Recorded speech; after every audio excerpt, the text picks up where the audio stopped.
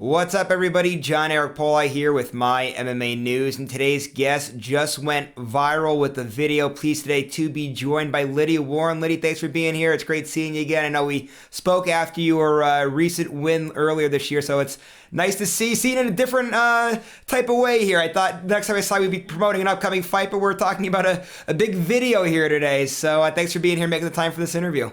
Thank you for having me. Yeah, no problem at all. So let's start with this video here. I'll let you explain it. I'm sure probably everybody in the MMA community already knows about it because the video went viral, the story was all over the place. But in case anybody didn't, go ahead and explain this TikTok video you had that literally got picked up everywhere. Uh, I was just working and this guy, I turned around and I saw, I caught him, trying to film me, when I wasn't looking.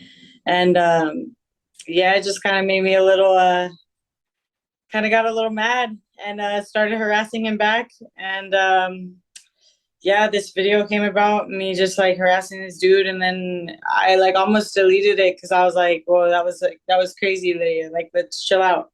But then by the time I went to delete it, there were so many views already, and everybody was like, "Oh, more women need to do this." like the New York Post had wrote something about it. It was just crazy. I don't know. And so then at that point I was like, well, if it's encouraging girls to stand up for themselves, then I'm gonna just let it be, you know? And Yeah, exactly. So just like a little backstory too for everybody in case they're not familiar, you're working as a waitress at Hooters when all this happens. And now so I work, right, we were talking off air a little bit about this. I have another job where I bartend and bar back at a casino here in Pennsylvania. I know a lot of the beverage servers that I work with, they kind of have, usually not as bad like you had, but I mean, there are people that do, harass them, trying to check them out, the whole 9 yards. So, being in the Hooters uniform, does this happen quite a bit? Like, is this like a reoccurring thing that happens, you think? yeah, to be honest, I've seen it happen a few times, and every time I kind of yell at the dude about it, I usually but that was the first time that I actually turned on the camera. But yeah, I've gotten to a few spats over it before. Usually it's not I don't usually catch them doing it with me, but I'll catch them doing it to other girls, and I'll say something always. But it just kind of it sucks because a lot of the time I see girls almost afraid to say something, and I think that in our culture, it's almost we're brought up to be almost afraid of men, and oh, if stuff like this happens, don't say anything, yada yada yada. And honestly, no, why? Because also he didn't like that very much when I did it to him. You know what I'm saying? And just showing girls that hey, you don't have to be afraid of this. You don't have to stay silent. You can do something about it. If nothing else comes from it, that's good, you know? Yeah, and it's great for the women that do speak up too. And I can tell you a lot of my coworkers, they're not afraid to give it back to any of the guests. And I was going to ask this question too. I don't know if you have an answer because I definitely don't. I just summed it up over the years that people are just animals. When you work in like a service industry that you see everybody and you wonder if these people lack social skills or what. But is there any way to prevent these types of things? I swear to God, every time you what they call these people Karens is the way that they describe them. They go out to eat and they moan, groan, bitch, complain, act like animals when they're out in place. I can't believe this. Is there anything we can do to prevent this type of stuff? There's not really a way to prevent bad people from being in the world, to be honest.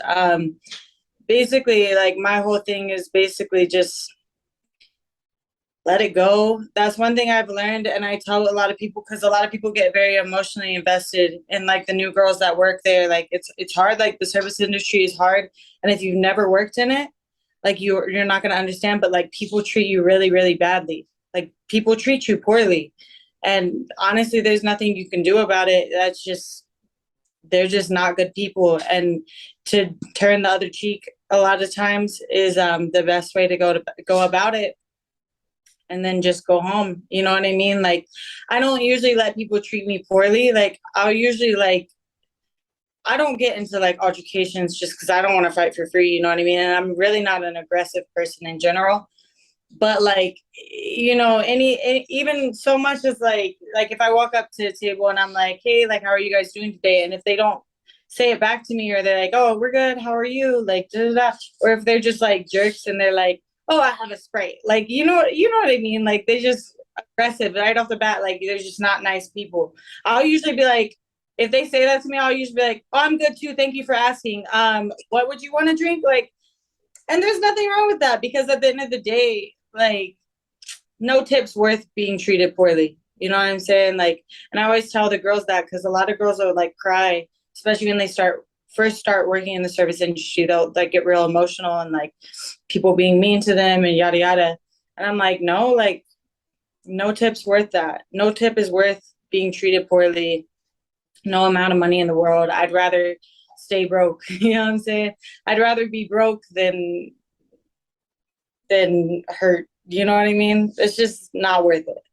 Yeah, exactly. And as the years go on, too, of dealing with people, you kind of do develop that thicker skin, too. I know at first it could be a little overwhelming, but eventually it all passes, and you're just used to seeing people act the way how they act. And Yeah, it just before doesn't we have anything to do with you. You know what I mean? exactly. And now, before we get more into this video, I guess one other type of service industry question, I'm sure you're gonna be able to relate to this. Like when you work in the service industry, you obviously learn the importance of tipping and realizing that these people live off of tips. So, keynote to everybody out there, gonna have you relate to this too. But when you go out to a restaurant, please leave a tip for the waitress or leave a tip for the Yeah, bro. bartender. Like they're not working for free. We don't make hourly, like much hourly. I think I want to say I get paid like five something an hour, but then it, with the tips, like we claim tips at the end of the night, basically is how we make the money. And then like my checks every 2 weeks or whatever is usually zero, because basically like if I make more than the $5 an hour or whatever, then I don't get any money on my check. But like a lot of people don't realize that, and that's totally fine. Like I don't. Also, too, yeah, I leave a tip, but I don't really get too hurt if people don't or whatever. I just try not to complain a lot about anything. So even if I don't get tipped, I just don't complain. I'm like, whatever, like it is what it is. The next one will, like, don't get too hurt about it either. Yeah, 100%. But now let's get back into this video here now a little bit. So when I looked, I think it was maybe 2 days ago, I want to say it was the last time I went to look at it, and it had like 1.8 million views. It might even be up from that now because that was a day or two ago. But irregardless, let's just stick with that number. 1.8 million people watching it. That is incredible. Did you ever think that that video would take off the way how it did? No, not at all. I literally was just like, oh, like I said, I almost deleted it, like, because that's just not me usually. Like, I'm just not an aggressive person. Like, I don't like to shame people a lot. Like, I don't do things. Usually I'm a very turn the other cheek, like they'll be their own karma type of person. But for some reason I just like got unhinged that night. And I mean, something positive came out of it. But yeah, I didn't at all. It wasn't at all for any of that. And I was gonna say part of what I would think anyway was a big boost to the video, and I was shocked at this. The other day I'm scrolling through Instagram and come across your story, and you had shared that the New York Post did an article on the video, and they reached out and interviewed you and all of that, and I'm like, holy Oh no, crap! they didn't interview or anything. I Oh, just saw that. Nah. Oh, okay, they did not interview. Okay, I knew you were quoted in it, so I guess they were quoting off the video. I thought they took a quote from you because they did have a quote, but I guess it was a quote off the video. But okay, irregardless, still the New York Post. I mean, picking up a story like that is incredible. Obviously, I'm sure you had to be in a state of shock too when you saw that. Just what was the reaction like when you're like, "Wow, the New York Post just did an article about me"? I was actually at work and I started dying laughing because my dad sent it to me. Like my dad, I guess he hadn't seen the video at all. And he just sends me, I guess my brother had sent it to him. And he's like, look, sweetie. He's like, and he's all, I'm so proud of you. Like, yada, yada, yada. And he was like all happy about it, which really like warmed my heart. Cause I was like, everybody want to make your like parents like proud of you. And yeah, that was pretty much my reaction. But I thought it was so funny. I was like, dude, this is so like, like, because to me, it was just me acting stupid. And like to everybody else, like it meant something. And like, that's a beautiful thing. Cause sometimes, like you have gifts and like things and you do things that you don't even know is going to like make a difference to somebody. But like, it does, I guess. And I was gonna ask too, like, what's been like, life? What's it been like after this video took you? So you mentioned like obviously your dad's really happy with you, but obviously there's a lot of positive messages from that video. I'm sure there might be some that maybe people were complaining, which is whatever. Everyone has their own opinion to it. But just like, was there a big spike in social media stuff and all that type of stuff? Or for you, don't even care about any of that type of stuff? Not really. I mean, my TikTok blew up a little bit, but not really like a huge spike or anything. And I don't really care about it anyways, you know, like to me, it's just like none of this is about like cloud or anything. I don't really care. But yeah, not really. I mean, I still work and train all day. Like I don't really have time for any of that anyways. So no, I didn't really notice like a huge difference at all. And you mentioned, right, just work and train all day. That's the grind of an up and coming fighter. And I don't think a lot of people really realize that. Like for an up and coming fighter, there's all those hours in the gym of working so hard, and that's kind of what everybody looks at. That's a lot of like in my position, a lot of times it's worth talking about. But there is a lot of elements where you do have to work that other job, and for you, you're working 5 or 6 days a week at Hooters, along with going to the gym. Just talk about the grind of it and how it could be stressful. Because believe me, I get it. I'm in an up and coming journalist position, and it could be a struggle sometimes. There's a lot of hours into a lot of weeks at times. I was just talking to my friend Butters about this today. I was like, people see like they see like the wins, they see the other stuff, like they see glimpses of like success, and you know, they don't see like what I put in, like I train all morning, I go work 8, 9 hours, come back home, I get home at like midnight, and then I have to go to sleep so I can get up early the next day, do the same thing over and over. And every day of the week, like every day of the week, I do not get a day fully off to just like chill. Like I don't. And that's fine. Like that's what I want to do. I'm blessed to do this. Like to me, like and I was telling somebody today, they were like, oh, like it kind of sucks, like coming to the gym and like not having a fight, yada, yada, yada. I'm like, no, like, but like the way I feel about it is like, I'm blessed to be able to do this stuff every day. I'm blessed to have a job that I can work 40 hours a week and make good money. And I'm blessed to be able to go to the gym every day and have the ability to train and do the things that I do. And like, that's something that, I've learned lately in my life is I don't, not to complain about anything, like I'm a very religious woman, and like the Bible tells me not to complain about anything, it'll be taken away from you, you know what I mean? And just even complaining in general doesn't get you anywhere, you know what I mean? It's just going to make you take longer, like you're going to do it anyways. So like just do it and feel blessed for it. And honestly, like I wake up every day and I'm like excited to go to the gym, and I'm excited to be able to do this work, like because I could lose my job tomorrow, I could hurt my knee, I could, you know what I mean? You could do anything, like, and it can just happen like that, and there's no warning of it. So if you're not grateful for it, that's just how it goes. But for me, like, it's not even work. Like, yeah, like it's exhausting, but like I'd rather be exhausted doing something that I love and care for than to never have the opportunity in the first place. Oh, 100%. And I can relate, like, on my end. I remember maybe about a year or two ago, there'd be, when I was just getting started, I might have went maybe a week or two not getting a single interview booked. And I'd be like, I just want to be that guy that's so busy. And now I remember like February this year, I think of the 28 or 29 days I worked, maybe had one off day that whole entire month. I think maybe last month, I think the majority of the month I worked almost every single day. And you appreciate that grind over time because you want to be in these positions. And with all that being said, what I've learned too is when you do get that rest day, it's important to spend it with family and friends, and maybe getting out of the house, enjoying some good laughs with people, just to really let everything all kind of sink in, and it really resets the batteries nicely. Do you have do you like to, when you have an off day, to relax and go and see people and just kind of be able to take everything in that you don't normally get to, or not too much? No, not really, because I mean my family lives far away from me, and if I do have a rest day, I usually try to spend it like at home and just normal life. I'm not much of like, I don't party or anything, so I just prefer to be alone. But like you said, like I feel like a lot of people, you spend all this time like wanting to be this guy and looking forward to the future, and you want to do this and you want to do that, and if I only had this, you know what I mean, that you miss out on the process. And that's something that's very like important for people to understand, is enjoy every single part of it, because when you do hit that, you're going to miss this. You know what I'm saying? Like you're gonna miss this grind, you're gonna miss the process, and you're gonna be like, wow, I wish I was grateful for that when I was in it. And like that's why, I said earlier before we started the interview, you were asking about like an upcoming fight or whatever. And I was supposed to fight in November, but that fell through, and it is what it is. And everybody seems to like misunderstand me when I say things like I'm not in a rush.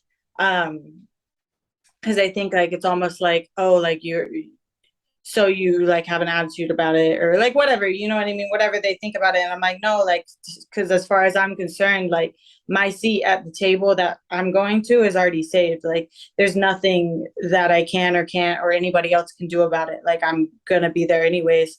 So like me just enjoying this process, enjoying the come up, enjoying like each little tiny step, you know what I mean, like can't rush divine timing. And that's how I feel about it, is that I'm in the position right now to just really enjoy this process and enjoy what's going on around me and take it all in.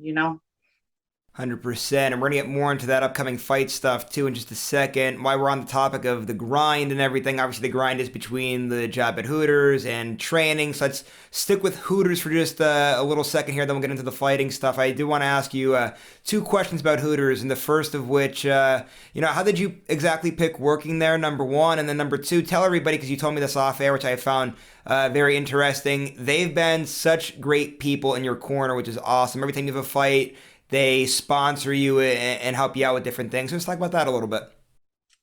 Yeah, I honestly, when I moved across the country, when I moved over here to Albuquerque, like I applied to a bunch of like jobs. I had been a waitress back home, and when I moved out here, I was like, well, I'll just get like a waiting job on the side or whatever. And they were the only ones that actually called me like back. So I went in for an interview, and it just like I was like, whatever, this I guess is where I'm working now. And I've been there a long time now. I've been there for like 5 years now, and they've always helped me out. Like even when I was an amateur fighting locally, like they would sponsor me, they would buy tables, like they would always come out. Like, and to this day, like I still wear Hooters on my outfit because they still like they throw me some money, and it's nice. And I really appreciate them. They always give me the days off I need. Like if I go to my boss and I'm like, hey, can I please like have these days off for a fight or whatever, you know what I mean? He's never questioned it, always been good to me, and that says a lot about a person in a company. 100%. And it's awesome having those types of people in your corner. And again, I can relate to it. On my bosses and coworkers, they'll let me, if I have an interview booked while I'm at work, they let me sneak off into a storage closet and record something. And then obviously by the magic of editing, you'll see me in my suit in the studio. I won't give away too much of the secret there. I'm sure it's not hard to figure out how I would do that. But anyway, back to the Hooters stuff here. One last Hooters question I have to ask. So I actually don't live super close to a nearby Hooters. Like the closest one's maybe 2-3 hours away. So normally if I get it, it's only about once a year whenever I go on vacation. I love the wings. How about you? Are you a fan of Hooters chicken wings? Yes or no? Honestly, bro, I've worked there so long that I don't really eat our food that much, and I'm usually dieting anyways.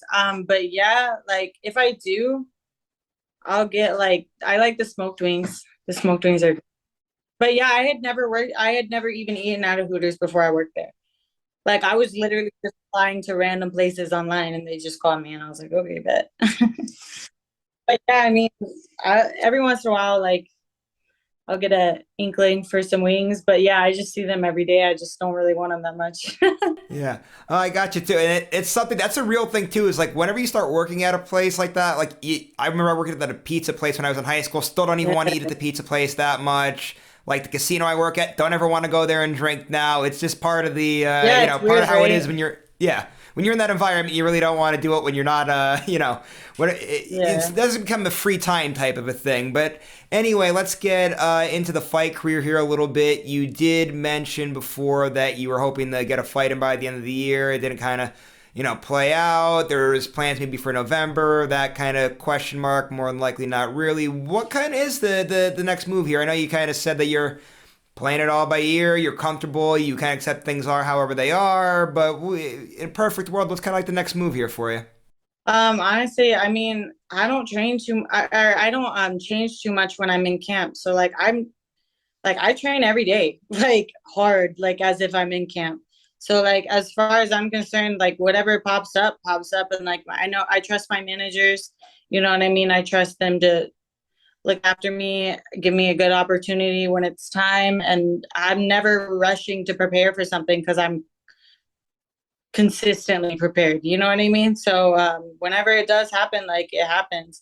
Usually, like there's no way I'm probably not fighting at least like early next year, just because like when like towards the end of the year they usually like fizzle out the cards and stuff, but they always pick up in January, February. So you know, I'm planning on if something does pop up by the end of the year, like I'm cooling with that. But if not, like I know for a fact I'm fighting early next year, you know what I mean? So as far as I'm concerned, I'm just training as hard as possible right now, working on myself, you know, mentally, physically, doing everything right that I need to be doing, and trusting that timing, you know? And one of the great things about watching fighters that are in like a spot in your career where you're very young in it, the biggest thing is like in between fights, like just seeing the growth from fight one to fight two and fight two to fight three. And I'm sure you could probably relate to this because you're obviously going through it right now. Just talk about the leaps and bounds since the last time you fought. We haven't seen fight number two yet, but I'm sure the leaps and bounds have been so big, especially working down at Jackson Wing too, because obviously great gym around. I'm sure everybody's giving you great looks in the gym, and you could already tell that you're already so much better than you were a couple months ago. Yeah, it's crazy. Honestly, like it's just, you know, and that's the thing is there's certain fighters sometimes that will just train in fight camps, and then you know each time you see them they're almost the exact same as they were last time. But as far as I'm concerned, I'm consistently training all the time. I get so much better in between my fights. Like, you know, I fought when in June. I'm a different animal already. Like completely different animal already. And I've changed only a few things about myself since then. But like I honestly like the next time I fight, like it's gonna be so crazy because like I'm just so much better than I was last time. And like I'm really excited to show that whenever the time does come.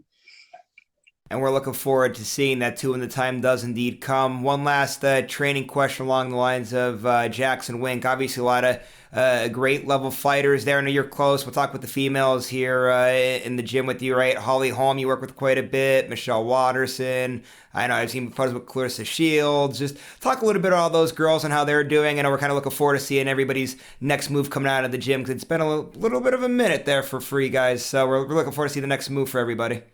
Honestly, I don't really know what any of their next move is. I know Clarissa has a boxing fight coming up, but I haven't seen her obviously since she's been in camp for that. There's no need for her to be in an MMA gym. But as far as like Holly and Michelle, I've seen them, you know, but I don't think they have anything set in stone right now. But you know, I always just appreciate being around them. So yeah, but I don't think there's any like set in stone anything for any of them.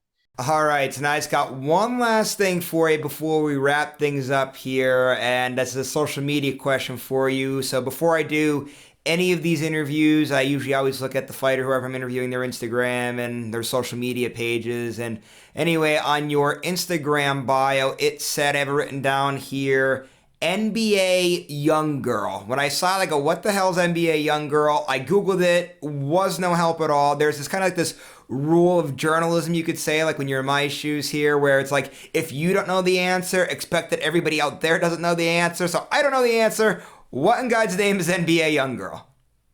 You're the first person that's asked about it. I just put it in there to see like who would notice, and nobody's noticed. It's yeah, it's just a little joke. Like, it's just a joke.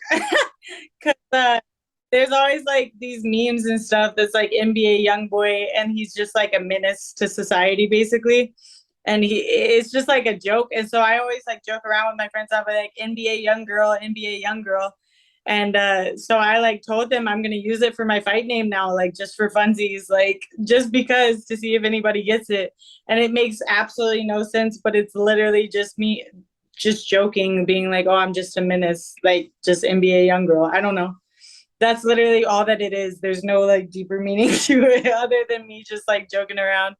All right, so I guess what you're saying is I'm the first person that ever noticed that. So good to know. I'm glad I could be the first person to ever point that out whenever you end up doing these interviews or any of that stuff from now on. So I was the first guy there. But anyway, besides the point, it was a great conversation. As always, talked about a lot of different topics here today. Thanks again for the time. I'm going to give you the last word of today's interview, though. Social media, management, sponsors, anybody got to give a shout out to? Floor is yours. Take it away. You get the last word today. Not really. My social media is Lydia P. Warren. My management is First Round Management, Sean O'Gorman. That's my guy.